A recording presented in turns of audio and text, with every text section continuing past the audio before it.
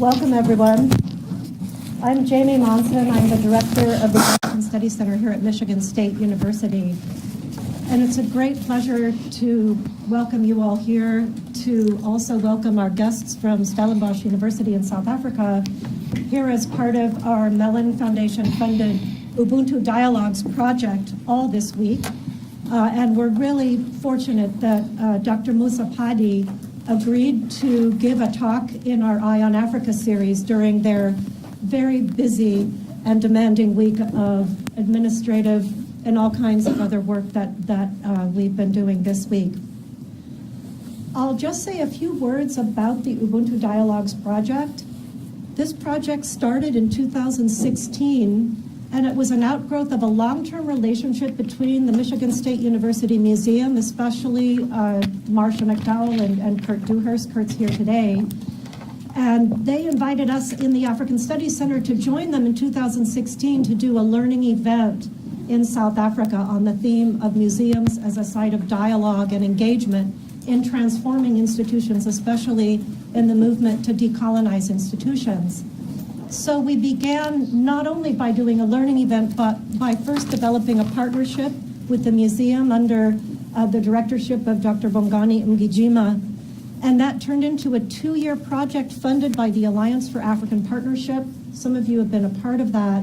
And now the Mellon-funded project for 3 years that will include student exchanges, faculty seminars, and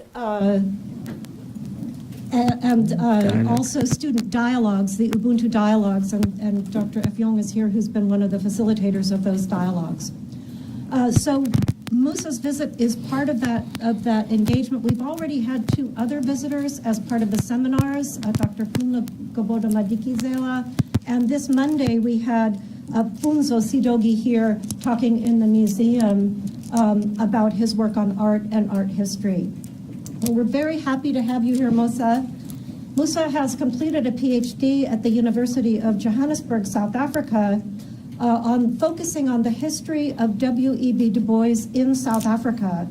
She's been a researcher for many years. She's published in a number of peer-reviewed journals, and she's also produced a research documentary on the middle class in Soweto. She plays the role of program manager for our Ubuntu Dialogues at Stellenbosch, where she's a postdoctoral fellow at the Chair of Historical Trauma and Transformation. Her research focus is on class, race, and Marxism, and we're looking forward to her presentation on those topics today. Melissa, you're warmly welcome to MSU. Thank you. Thank you, everybody, for coming. I think as a disclaimer, maybe, my work it's influenced primarily by the movement. I've been involved in the Anti-Privatization Forum in Johannesburg, later on around the Democratic Left, which was another grassroots organization when the Anti-Privatization Forum changed its position, and a number of other issues when it shut down, really. And then I'm part of a small propaganda group, a reading group called Keep Left, which is a very Trotskyite approach. So my work it's drawn from a very Marxist alliance. I don't know if you know, South Africa, there's been a huge tradition in the academy, especially where there's like the division between liberal sort of like scholars and also Marxist tradition, which is primarily focusing on the working class and limitation of the working class. So I'm very, I've chosen a position. So you can argue from that. So that's part of it. And also, like, one of the key things when I've been in the movement since like my undergrad, really, it's like, how do we think because of decolonization, the fees must fall?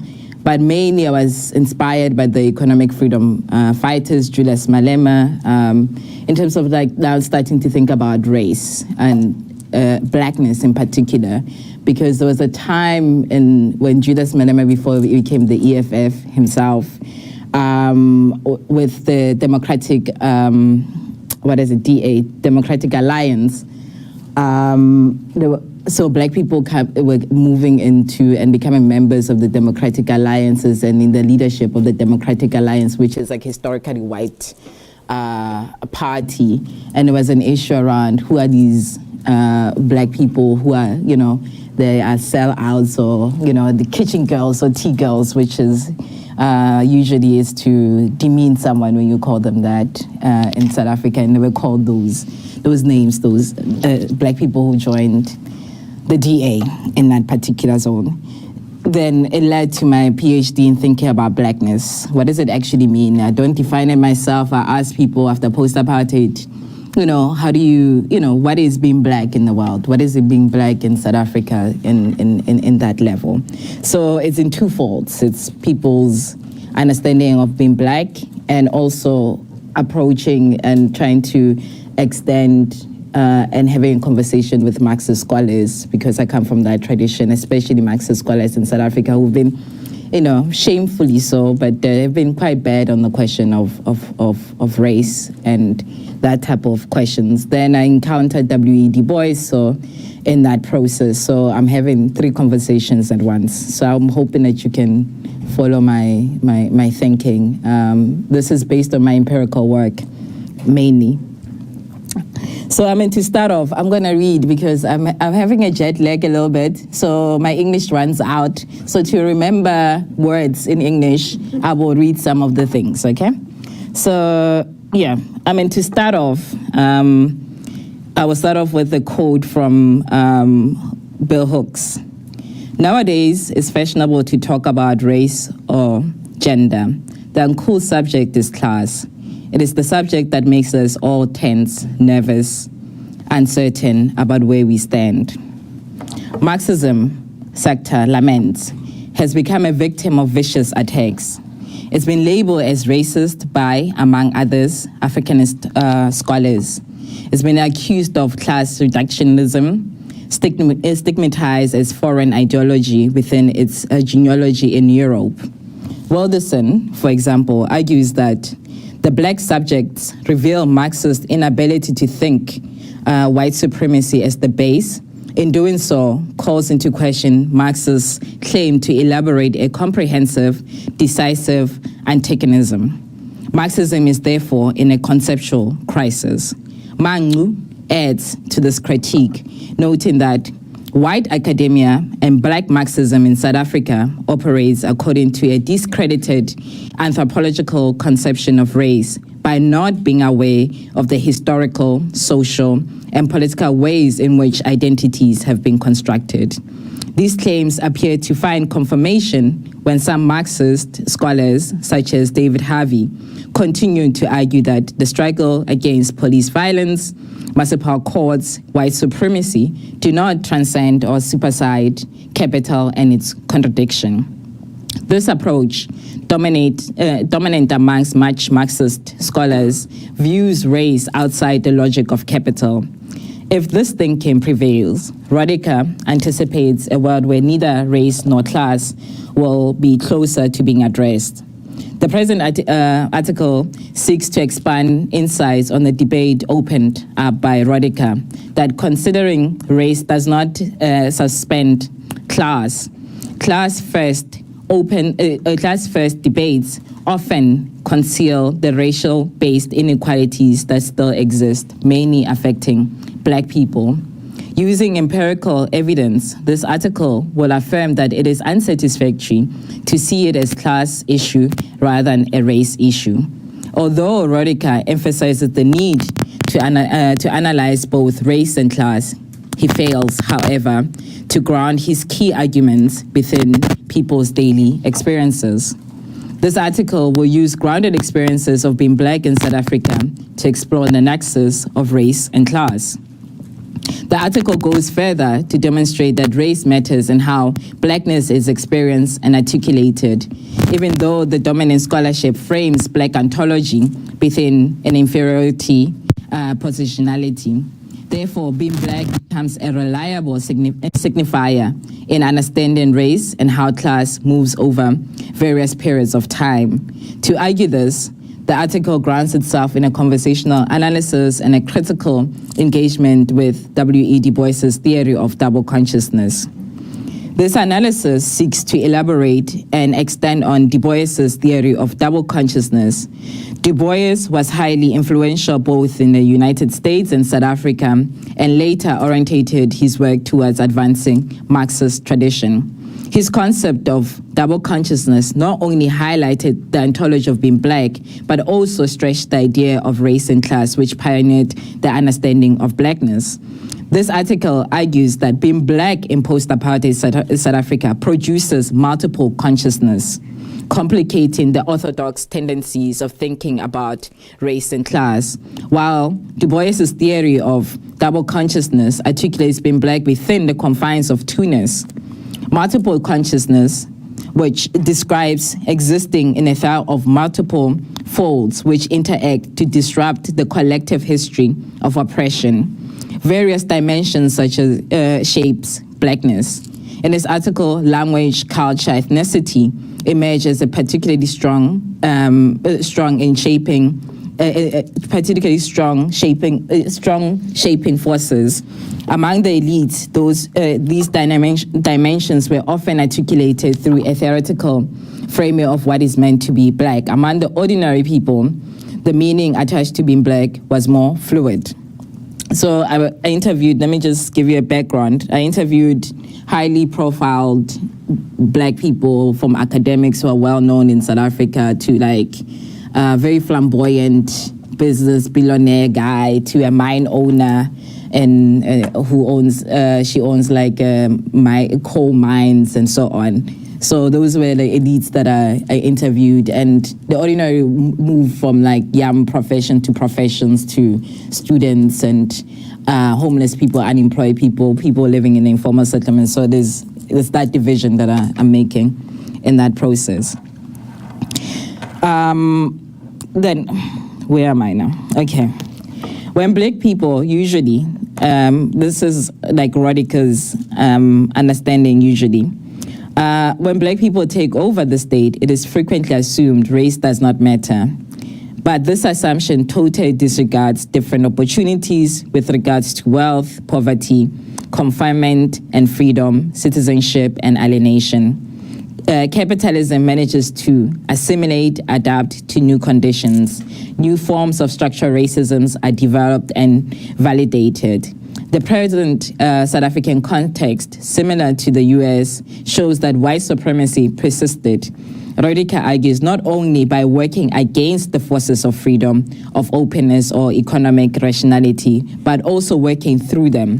This process validates, creates, recreates the logic of racism. In theorizing blackness, some contemporary scholars argue that blackness is absent until encounters with the other. And I use the word the other rather than whiteness, so we can have that in a discussion. However, in line with Wright, who cites Stuart Hall, my findings present black identity not only as a singular, essential, ahistorical, given, fixed, but as a multiple conjunction and always in process. In other words, blackness is a unifying term due to the historical inferiority position that it has enjoyed. But this unity is fragmented by a number of dimensions at different points, which are classed. For example, when you're holding one's fist like this into a fist, the fingers creates a unifying shape of various sizes, yet the dividing lines between the fingers have a potential to disrupt that unity. African blackness in particular is in fact rather complex, and this ought to be taken up more seriously and rigorously in the conceptualization of blackness. According to the elites and ordinary participants in the study, the pain of apartheid haunts what being black means for them. This haunted history is more pronounced amongst individuals who lived their teenage years during this era of apartheid. Leslie, a senior researcher in one of the biggest think tanks and one of the study's elite participants, narrates these daily encounters of inferiority. And I quote from Leslie, "I was born in 1968. That is when my father was jailed. In fact, my mother gave birth to me when my father was in jail. So I grew up being conscious of the fact that I'm Black. You are not allowed to go to the same toilets. There is a bucket system, and you knew that other people had proper sanitation. I remember my aunt, who was a domestic worker. She was asked by the madam, historically, white people who hire Black people were called madams, white women in particular, madams. She was asked by the madam for us to be garden boys. I will play with him, a white boy, he's narrating, and he's enjoying it. But he goes into the house. We had to go at the back room. I'm giving you a scene of a white boy playing with me. I could see this boy, his life, but he could never see my life. The hovering imagery of scarce resources due to spatial segregation is rooted in the memory of what it is meant to be Black during apartheid. The elite, mostly now reside in former white areas, narrates the poverty they experienced when growing up as part of their childhood memory, currently a little removed from its harsh experiences. Among the poor and unemployed, however, the apartheid past of poverty and inferiority is still their present reality in post-apartheid South Africa. And I quote Connie, being Black is painful. I'm hurting. Things do not go well for us Black people. We are still struggling, even now. We voted, but there is no difference. There are no jobs. We do not receive housing. It is still the same. When it rains, we are affected because we are poor. Maybe when you are white, when you are a white person, it is better because they live a different life. Those who could not move to previously white areas after the dawn of apartheid, especially the homeless and those who live in informal housing, articulated their suffering as a lack of recognition. Inherited race-based inequality has created conditions in which the poor are the forgotten. Amongst the emerging middle class, who also form part of the ordinary in the study, who went to former white schools, who are presently young professionals or students in university. Most were infants or toddlers at the dawn of the current regime. Among those interviewed, Blackness is seen through the gaze of the other.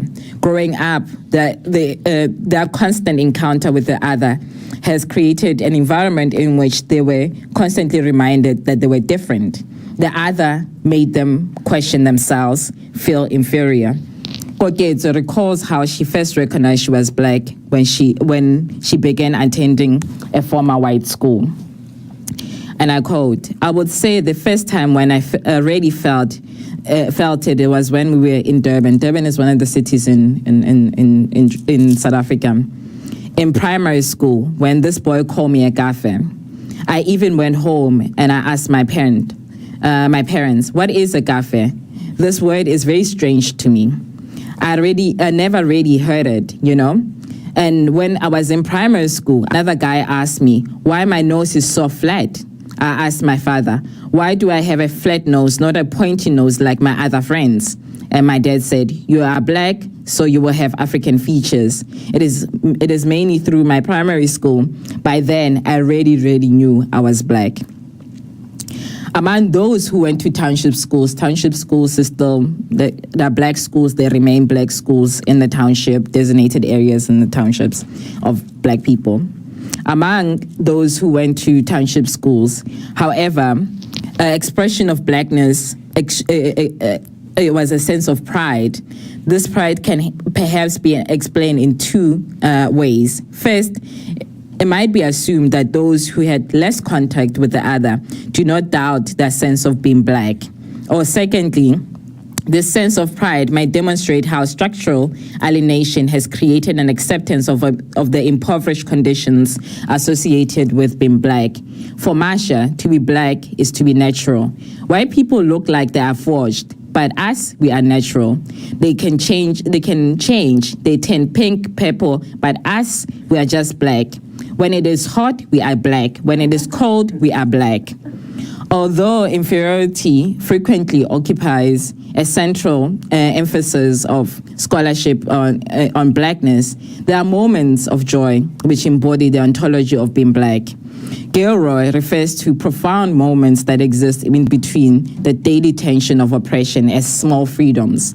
He gives an example of a jazz singer who has no solution to his moral or metaphysical Black historical problems, who can air some of the tension through song. These small freedoms enables the singer to have joy. Driving a beautiful car, listening to jazz, do not give the singer human freedom, but ease some aspects of inferiority. Kolela, a prominent scholar and one of the elites in my study, recalls his immediate childhood by narrating a story of a storm which wrecked his township to the point that it destroyed a bridge that connected them to the town. The river was impassable. The traumatization of Black people and how we had to journey from the township to town, having to cross this river. Even in the midst of this environmental disaster, he has joyful memories of playing rugby in a local squad. Among the ordinary, music reencountered as a central to that small freedom. Music frees the imagination, evokes a collective ownership of their own space, a feeder of non-interrogation, a blissful nature of seeing the world. And I quote Kwena.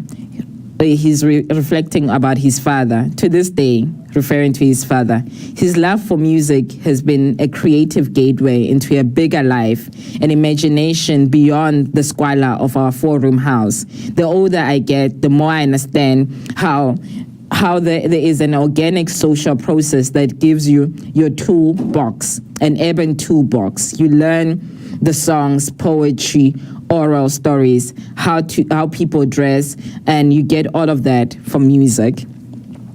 There's been a huge contestation around language in South Africa. For a very long time, the division between Afrikaans and English, and during the struggle, Afrikaans was seen as the language of the oppressor, and English later by Black people was seen as the language of the liberation. Even Steve Biko, when he speaks about it, everybody has different language, but the one thing that unifies some of us is that we can able to communicate is through English. But after 1994, because of people were going to former white schools, some of the children actually can't speak African languages. They only speak English. Black people, they only speak English. So it has created tensions in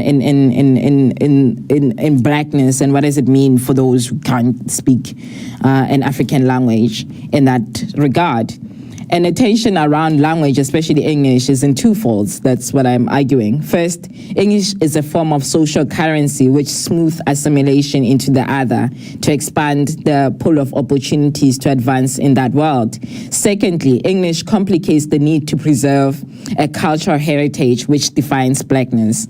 As Ngugi confirms, even at their most radical pro-African position in their sentiments and articulation of problem, they still took the renaissance of an African culture lay in the language of Europe.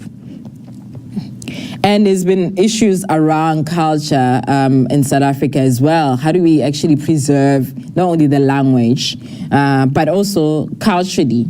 And there's been tensions, especially coming from the feminist position. Some of the tensions is that culture is actually, perpetuates misogyny in one level, and those have been critical things. So aspects, most of the people who are ordinary, the aspects of the culture that actually they want to preserve, like lobola, what is it in English? Dowry. Yes, yeah, where you pay someone to get married. And so,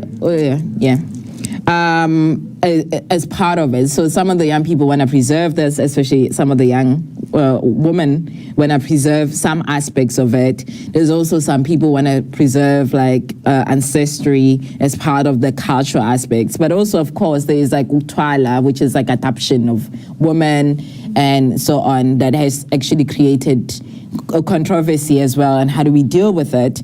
And also polygamy, where black men they love the idea more often, especially the elites, in the conversation of getting more than one woman as part of the aesthetic of wealth. So there's been aspects of that as well that has created these things. But also there's been ethnicity. So in ethnicity, if during apartheid, the township was not only segregated between black and white, but also was segregated amongst ethnic groups. So there'll be a section in the township for Sutus, there'll be a section for Zulus, there'll be a section for vendors and Shonas and so on, Shanganis and so on. That section. So it created a little bit of tension during apartheid, and some of the elites, especially the older generation, speak about the little tensions between that. I don't know if you remember just before the elections in South Africa, the hostels, which were predominantly Zulu men staying there, are taking the township in different ways. So it has created tensions, and also if you go to Johannesburg, the taxi rank or the taxi industry often is owned by Zulu speaking people. So also how that creates the tension amongst black people. But I think even though ethnicity is not in conflict in the same level as elsewhere in the continent, but has created a space with the xenophobic violence in one level that we can speak about, where, it is part of our fabric in different ways. And part of my interview shows, there's like, with the xenophobic violence that is happening in South Africa, some of the elites is like, this is safe hate. The people don't understand, like they are part of, African immigrants are part of us.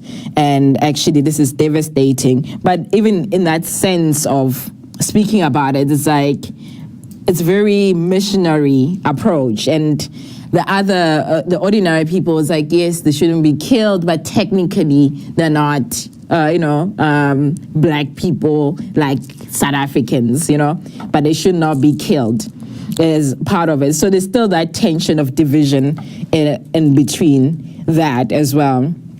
And as things progress amongst the elite in thinking about class, a lot of the elite people I spoke to, they say the black elite, Eric, for example, says the black elite is like, it's too small to actually make a difference. That's the divisions that they say. But among the ordinary people, and I'm quoting from the Rato, there's a difference between us. Those who live in suburbs, which are historically white areas, that we call them suburbs, those who live in suburbs do not have the same lives as those who live in informal settlement. In informal settlement, there is no electricity or water. Those in suburbs have everything as part of the notion. So people are very aware, even though it's not a discussion, even though there's a denial amongst the elite that it will be too small to be worried about. I think there are bigger problems, which is the bigger problem is always the white elite and having the monopoly over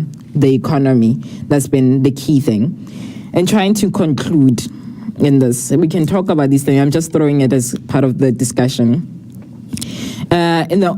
In conclusion, in the ongoing debates within Marxism about race and class, there's little interrogation of how blackness is directly understood and expressed. Using empirical evidence, I've begun to show how being black and the meaning attributed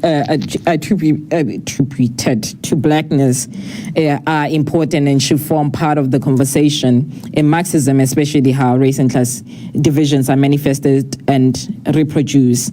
Grounded experiences are essential as they demonstrate both the experiences of inferiority as well as the small freedoms of black ontology.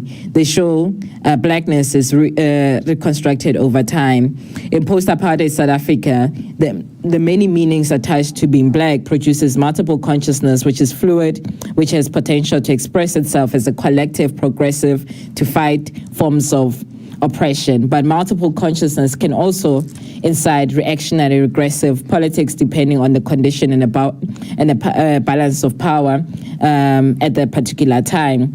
Some of the elites and the ordinary people have indicated that the ideas of what it means to be black has elements of politicized orientation, rebelling against the system, yet at the same time the collective expression were also confined within boundaries of conservative ideas. This conservativeness was most acute in the discussions of culture, the views of African immigrants, and some of the elites and ordinary people held on to culture in ways that constrains the gains made in gender relations and empowerment of women. It is the opposite to return to Du Bois's theory of double consciousness at play in unpicking how people articulate the meaning attached to being black. You know, this whole idea that, of Du Bois, it's a peculiar sensation, this double consciousness, the sense of always looking at oneself through the eyes of the other, of measuring one's soul by the tape of the world that looks on in assumed contempt and pity, one of the ever-tuners. Among the elites and some of the people, the construction of black and apartheid was based on denying black people basic materials, which confined the ability to enter the world of opportunity, namely the other. Even though the elites and some of had interactions with the other, the veil explicitly restricted their blackness during apartheid. Thus, double consciousness was useful during that era. However, in the current era, it loses its meaning due to the fractured black ontology. Yet in post-apartheid context, experience and meaning has become considerably more complicated than the concept of double consciousness captures. On one level, after apartheid, the structural barriers which acutely alienated the worlds of black and the other has been blurred because of the constitutional framework which has made South Africa a unified state. The Constitution has enabled anyone who has the economic ability to partially enter beyond the veil of the other. Those who can afford, for example, can attend previously white schools. In the process, a peculiar reconstruction of consciousness occurs. The veil which black people once fought against is partially open.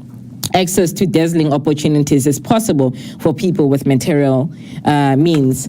But entrance beyond the veil only superficially gives the impression that being black can only be recognized as human. This entry is followed by complex demands of participation. Black people are required to perform, prove their worth. The material resources which partially elevate black people to some equality are confronted by compromises and complicity. Entry is distorted. Access to liberties does not necessarily equate to acquiring human status. Their inferiority is evoked, their worthiness is tested, their ability to think and find space within the given liberties is in perpetual state of contestation. They can never be they could never be worthy enough despite efforts to match up to those who constructed them as inferior. The free man has not yet found his promised land. The unfilled promised land is a source of ongoing crisis, both for those who entered the veil and those who are forgotten and still trapped within the cycle of poverty. Multiple consciousness further extend and demonstrate how being black is ingrained within ties of race and class in a world which remains unequal. As a result, being black is stretched from itself, within itself, towards itself. From itself, because black people have partial access to the veil. Within itself, by attempts to balance an equilibrium of having access to the veil and maintaining relations with those remain forgotten in the present context. Towards itself, as they are confronted with the reconstruction of being black, which disrupts, assimilates, questions what it means to be black. Being black presently, especially amongst the elites, require the acquisition of a habit of the veil to maintain social currency, yet subvert those habits which are locked within the paradigm of the veil. I'll just leave it there. Thank you so much.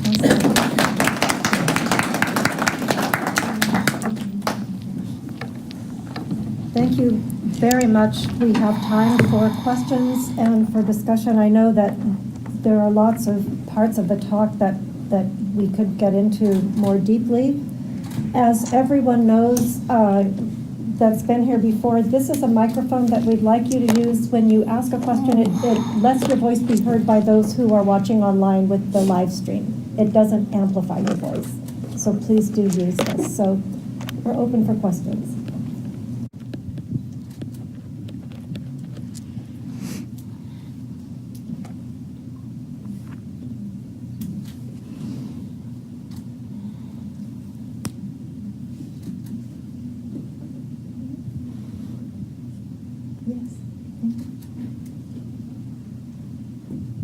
Thank you.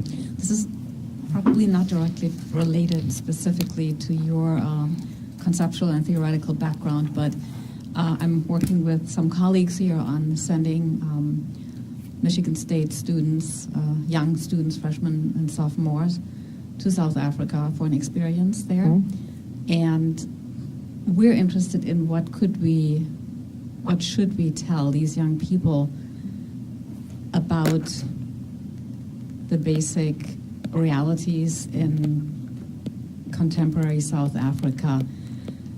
I understand it's all very complex and we don't have much time, but we would like for the students to have some, at least basic understanding of the current realities that, as you just described, are extremely complex.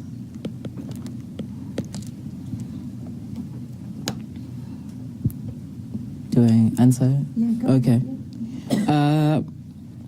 I think the idea, and let me start, the idea of a rainbow nation is being polluted. As we move further into our democracy, 25 years later, I think if someone is still thinking about South Africa and think it's a rainbow nation, there's unity, I think it will be a mistake. Have things changed? Things have radically changed in various forms. Have certain things stayed the same? Some things have stayed exactly the same, especially for Black people, the people who have not lost in this democracy 25 years later is white people. They've either maintained their middle class or actually gotten even much more wealthier than before. And that's where the things are. In one level, there was a time in South Africa, and I'm saying, reflecting also living in Stellenbosch, there was a time in South Africa for maybe 10 years after 1994, where people, even white people, were afraid to talk about racism. There was the first 10 years. Right now, the brutality of white people and asserting their whiteness beyond themselves has become that, and has coinciding with the extremeness of also Black people, especially young people, angry at the regime for things not being changing. And also coupled with the economy that is shrinking. So there's been huge extremes in a context of a declining economy, and also very, very politicized young people than ever before. There was a time in my generation, even generation before, probably we were grateful to be in a space where young people can just be accepted in white spaces, or like going to former white universities. You work hard as you can, you study, you pass. And you do, and prove to white people that you can think. Now it's beyond that. The younger generation are asking for more. Our generation yes, we can think and we want more, but actually the space has to change. Both inside, but also the political regime has to change. The ANC is in, I don't know, is in tatters. It's in, shambles in itself, cannot hold the center at all. Politically, they don't have ideas of what needs to be done. And I think with the Zuma regime, it showed to the extreme of like how things can possibly go wrong, with a huge, I wouldn't say corruption, but I think it's a lack of what democracy should look like. I don't think they have a solution to the crisis, and rightly so, because South Africa was built for, not historically, it was not built for Black people. Then for the very first time, you have to think about state formation. You have to think about a state as a collective. You have to integrate all those fragmented places, no, and also institutionally. And it's been uneven. There's been certain spaces where some things work, but there's been certain spaces there's been huge crisis, both institutionally, both also materially. And I don't think ideologically the ANC knows what the solution should look like. I think the method that they used was that they will just adapt the old World Bank ideas and put it together, but it's not working. Then you find the contradiction that comes with, that has spelled out in that crisis, that has spelled out Afrikaner nationalism, which is increasing. The last election shows that there is a huge Afrikaner nationalism, has spelled out very conservative ideas of like Black, sort of like Christian, super Christian, sorry, I'm not offending anybody, it's like lack of English in this, of super conservative Christian parties that are actually emerging, that split, that then fragmented, but actually when you count all those conservative religious or cultural parties that actually contested for election, it's a huge number of voters who actually voted for those conservative parties. So there is a wave, as much as there's an Afrikaner nationalism, there's a wave also of a Black conservativeness that is simultaneously happening that we haven't studied in our level. Then there's the DA, the liberal approach, which Black people actually have voted. 8 million Black people still, like, people voted for the DA. We might not think it's significant, but it's a huge significance. And this parallels the economic freedom fighters, which is Julius Malema's, which has attracted a lot of young Black people, particularly young Black men. So looking for economic freedom in a particular time, very contradictory. I mean, I'm a supporter of the EFF, but I'm highly critical of the EFF. Very contradictory in terms of very misogynist in very ways, trying to play the politics between appealing to the DA and appealing to the ANC. Traditionally, they come from the ANC. So they're very chatterist approach to the ideas, even though they put the slogan of like socialism in a thing, but they're not there. And even though that propaganda, which they would say they've grown from the local elections when they contested to the national elections, but they haven't grown enough to actually, they're under 2 million versus the DA. So there's something else happening here. That what I can tell you, when you look at also the elections, the last national elections, the ANC has remained with the 60 million. With the local elections, with a percentage they've dropped, but the people who vote, the actual numbers have not dropped. So something is happening, and nobody fully, truly understands what's happening. But there is a huge uneasiness that has actually, again, just before, for example, just before 1994 happened, the biggest, domestic killings where spouses kill each other. What is it? Domestic. Yes. It was huge in South Africa, okay? It was the highest in the world where spouses will kill each other, or a spouse will kill the whole family. Again, there's a return of that, where domestic violence, gender-based violence is becoming, again, a key factor. So there's a number of reaction to to a political and economic crisis that no one ideologically knows how to solve it. And it manifests itself in different ways. But at the bottom of it all is that majority of the Black people are still not empowered, that we have to think about. And nobody, even the movements that I belong, don't have a solution to these problems and themselves. We are ideologically bankrupt at the moment. Yes. Thank you. Yeah. Phil?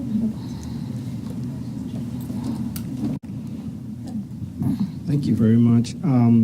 Actually, this is probably more a comment than a question. I just wanted to say I do appreciate one of the points you made that I thought is insightful is the fact that liberty doesn't necessarily translate into improving the status or the quality of lives of people.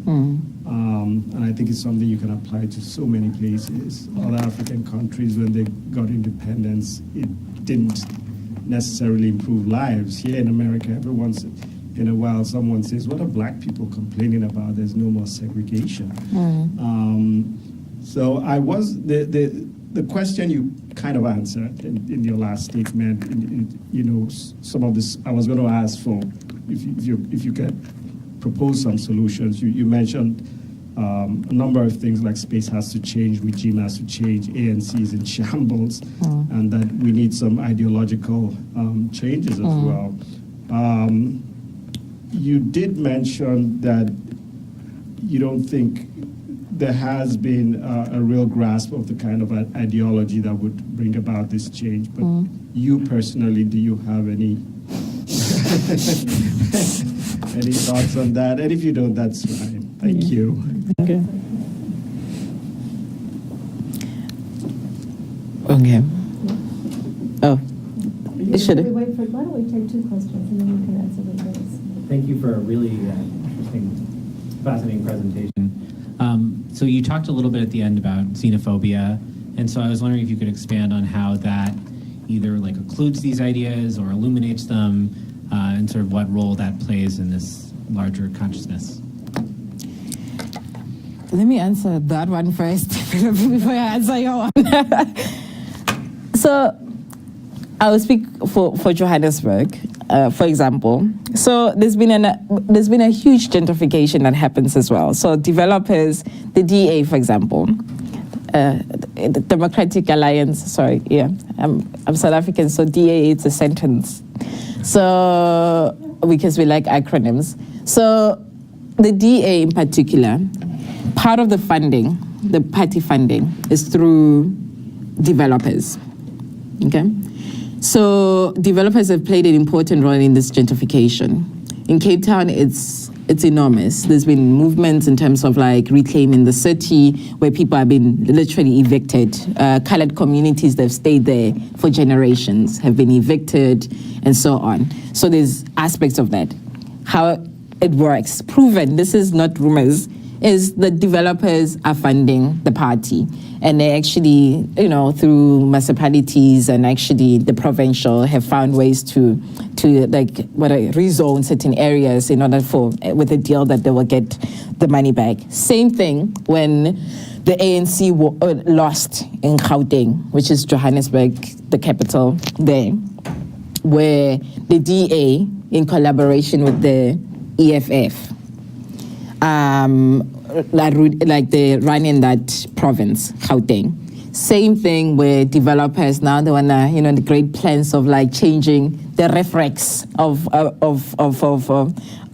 the city, and Johannesburg in particular has become a cosmopolitan city where a lot of African immigrants have come to Johannesburg and changed the fabric of the city in itself. Hillbrow, you know. Yeovil, whatever area, is changed, and mainly occupied by African immigrants in particular. And of course, where does the narrative go? When that happens, too much crime or the dirt, there's so on. Now we need to develop this very cosmopolitan place into a clean, safe space. Drugs, sorry if you're Nigerian, but the story goes Nigerians are the drug dealers and so on. That's how it goes usually. Yes. Yes. So we need to clean up, which you cannot understand the rise, especially in Johannesburg now, without understanding the problem of developers and gentrification and how it's built together. They actually coexist. On top of it, where this is like the second wave of the xenophobic attacks, there was another one that happened in 2008. So how do we understand the 2008 versus this one? The 2008, there was a lot of like Somalis coming to the township. So we have spaza shops, tuck shops, what is it? I don't know how to explain it here. Tuck shops. Yes, okay. Yes, which historically were owned by black people, in terms of like, we call them like, petty bourgeois shop owners and so on, Then when the Somalis came, they found ways to wipe out that petty bourgeois traditional black, shop owners that time. Created a huge resentment that also came and fueled by also shop owners who were historically been owning the shops. Now they have a competition, and it became a huge process in it, with a huge unemployment at the time of the global financial crisis at the same time, that increased and propelled that xenophobic approach to the thing as well. So at that time, the movements were quite strong. The Marxist leftist approach. There was a huge demonstration in Johannesburg where people organized, huge political, going to the township, doing all reasoning with people. But as things get further, the movements, the left organization started to decline in two forms, because part of the movements, the problem, for example, anti-privatization forum was funded by Europeans as part of it. So when it declined, and also declined because funding, Europeans, all of a sudden you got your democracy and so on, therefore we can't find you. So a lot of organizations, especially the gay and lesbian organizations, the social movements like anti-privatization and so on, which were funded by those Europeans, funding started to come out of South Africa. That it created a huge decline because they were working with like very, very impoverished organizations in different ways. And also a lot of LGBTI organizations started to close down because there was no money anymore. And that, when you think about it now, it weakened the movement. And when this wave happened, there was no left-wing politics to reason with the crisis that we're facing now, because there's no money to sustain those organizations in different ways. There's a few now with like Reclaim the City, but they're struggling. I mean, like some of the NGOs are closing down primarily because there's been a pull out of some of the funding that came particularly from Europe after 1994. So these are part of it, yeah, I would say. And would I answer his question? What are the solutions? He's just stepped out, so maybe we can have you answer that when he Sure. comes back in. Yeah, another question. I think Eric in the back, and then Kurt.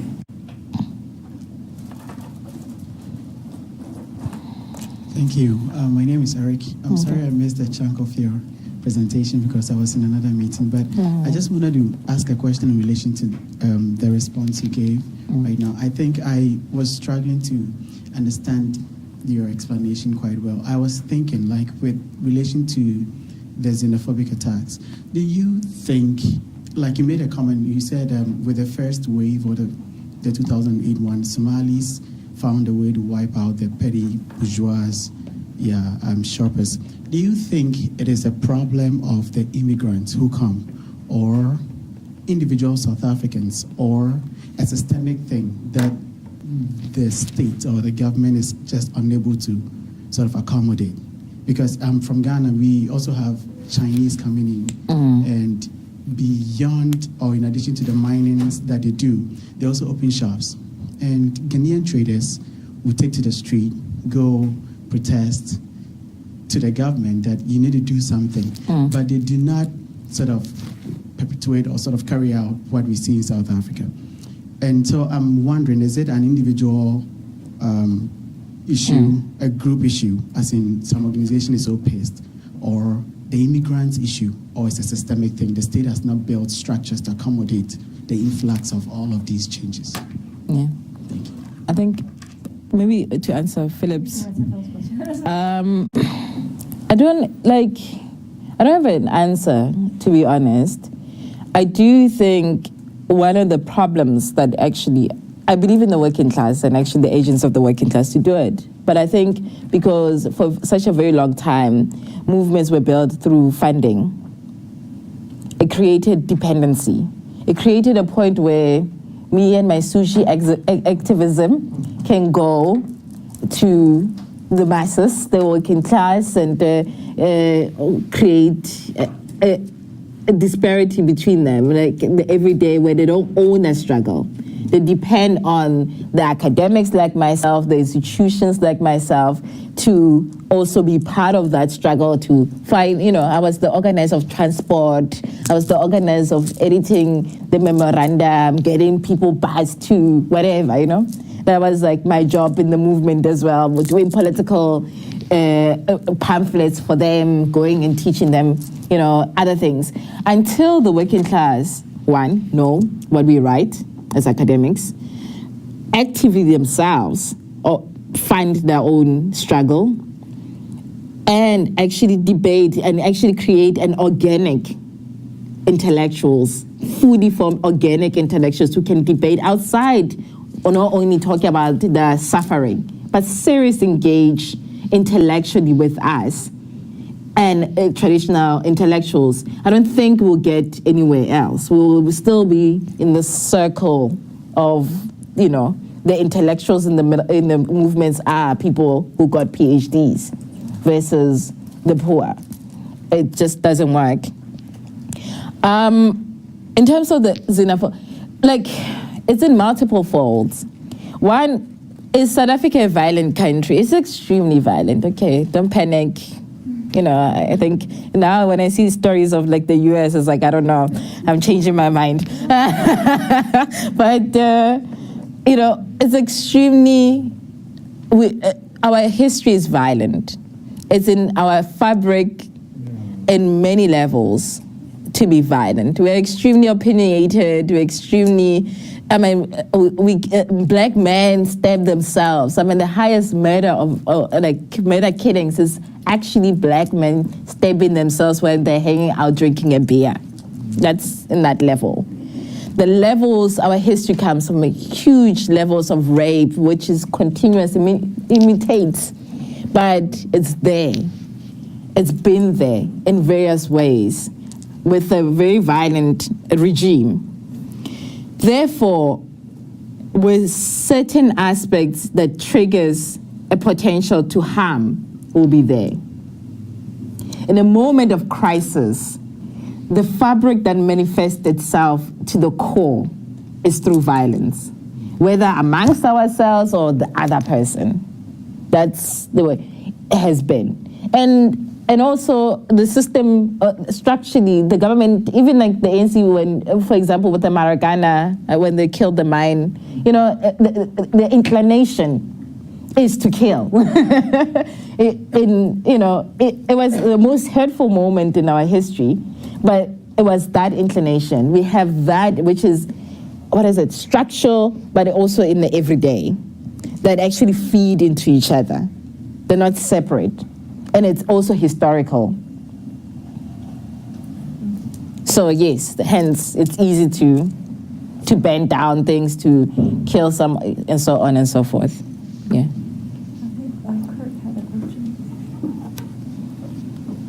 I really enjoyed your presentation, and Mosa, could you talk a little bit about, expand your thoughts about the perspective that you've learned through your research of how higher education, universities are viewed, and cultural heritage institutions, and where do they fit in this ongoing effort to decolonize institutions, both museums and universities?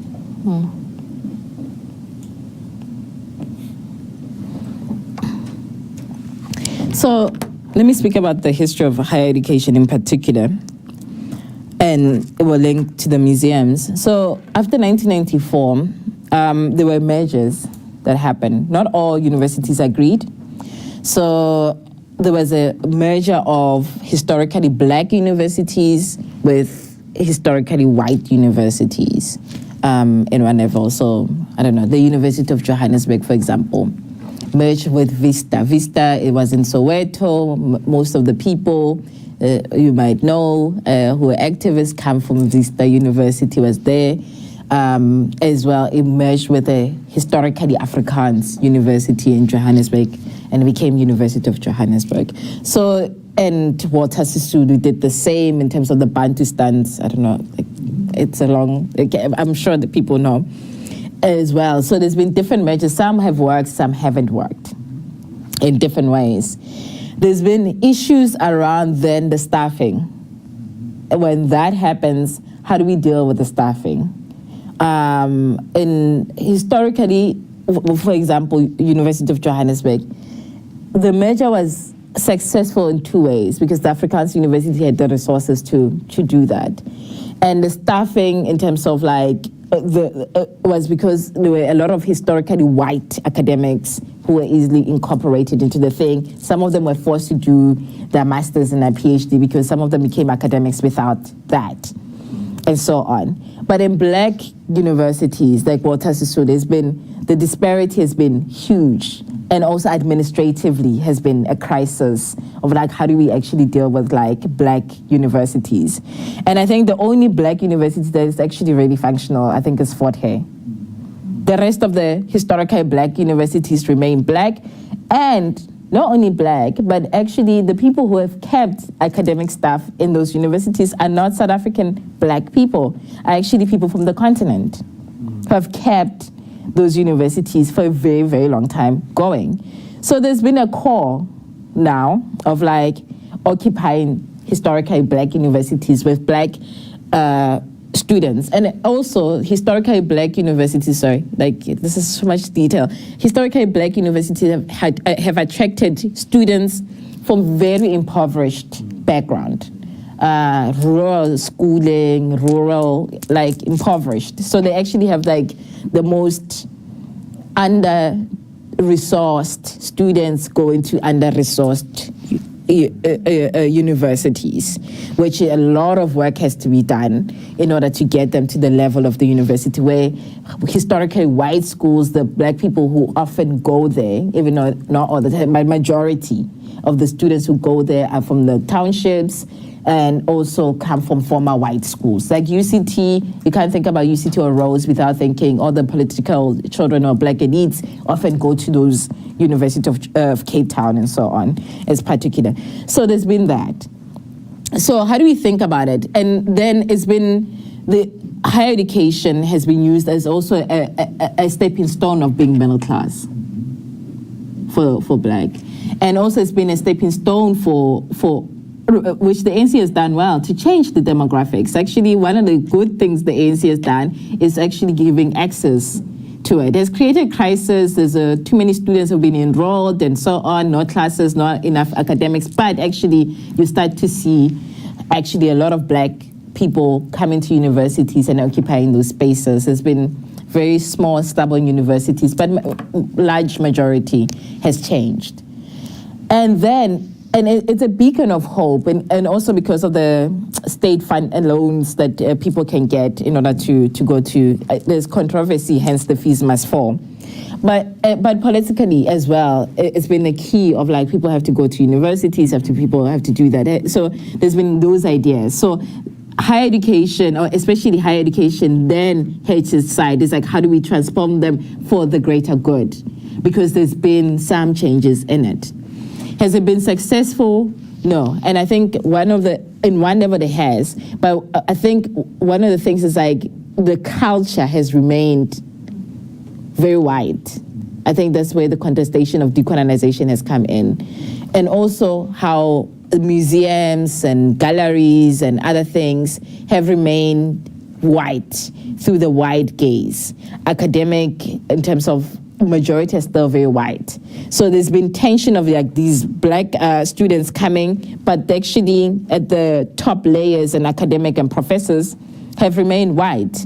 So how do we deal with these spaces that have black students, but still creating a culture that is not actually incorporating black practitioners in museums or heritage sites with actually new ideas and new knowledge that actually can speak to the new audiences with white people or professors or practitioners who this is what they know. They've taught all the students, I assume only black students, now that they come in, they will teach them the same way as white people. Then if you don't pass, you're lazy.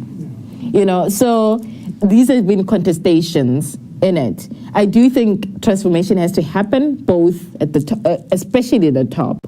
I think new knowledge has to happen. There's been huge resistance in terms of how we envision these spaces. How do we actually envision higher education? What is a university for? I think those are fundamental. For whom? And how do we think about it? We haven't thought about those questions. What is a museums for, or these heritage sites, and for whom? And who are the new people who are consuming these things? Those are the critical questions that I think personally we need to think about. And I think with the decolonization, it's starting to question that, but we're not yet in those fundamental questions yet. I wanted to throw in one quick question. This is the last question. So why don't you take it, Ubuntu? Someone else wanted to ask? Yeah, go ahead. Yeah. So, do you mind talking a little bit about South Africa's place on the continent? So if you could branch outside what is happening in South Africa, but in terms of relationships in the SADC region, across the continent, and how do you think about what South Africa should do differently or better? And this is at one level addressing issues around South African exceptionalism, but beyond that, like what's the place of South Africa on the continent?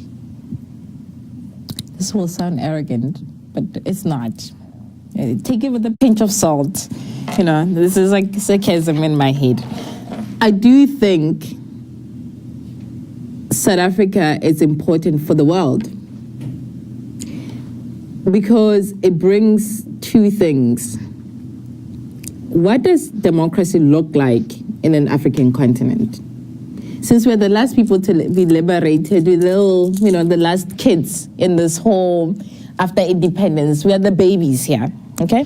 So it brings different questions compared to the first wave of independence, since we're like, what does it look like? What does modernity look like in an African continent and also to the world? Is it possible to have democracy at all? And I think we are an experiment in all of these things in various ways. So I think on those questions, we become important. There's still potential, even in these contradictions and unevenness, there's still potential to think about those things, and there's still potential that it could work. That's how I see it. Has it been one of the things, the worst thing about the apartheid or colonization apartheid is that it has stripped our people to connect to the continent. And you won't understand it, like it's even in our educational system. It's in our fabric that actually it has stripped away, erased part of ourselves not being part of the continent. I'll give you an example. Like, people actually, they will say, yeah, no, they're Africans. Like, I'm not talking about South Africans. South Africans are not talking about themselves. They're talking about other Africans. Where are you going? I'm going to Africa, No, it's in that level of thinking that has stripped aspects of ourselves, has stripped, and I think this is where little things like that about education, about understanding our own history as a people, this is the damage that apartheid has done fundamentally. That you cannot understand South Africa and its psyche without understanding the destruction that actually still reproduces itself generation after generation and will go on for the next generation in that level. That's what I will say. Well, I think we might have time for one more question. Okay. Are you all? Yeah. Mosa, yeah. Yes. Is there another question?